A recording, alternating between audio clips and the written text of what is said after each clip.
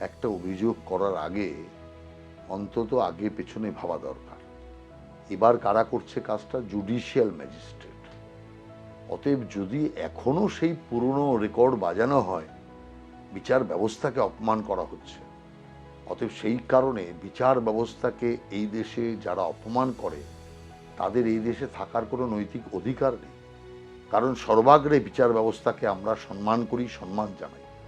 আর ভিন রাজ্য থেকে জুডিশিয়াল ম্যাজিস্ট্রেটরা এসছে, তারা তাদের সমস্ত কাজ ফেলে এখানে এসআইআর করছে। কার জন্য? এই মমতা ব্যানার্জির জেদের জন্য। এই জিনিস কখনো হয়নি, সারা দেশে হয়নি। অথচ জুডিশিয়াল ম্যাজিস্ট্রেটরা মামলার পাহাড় পড়ে আছে বিভিন্ন জায়গায়, তা ফেলে এখানে বাংলায় যাতে স্বচ্ছ এসআইআর হয় তার জন্য তারা কাজ করছে। আজকে যদি কেউ সেই বিষয়ে প্রশ্ন তোলে, আমি তো মনে করি যে বিচার ব্যবস্থা শুধু নয়, সংবিধানের প্রতি তারা অবজ্ঞা প্রকাশ করছে।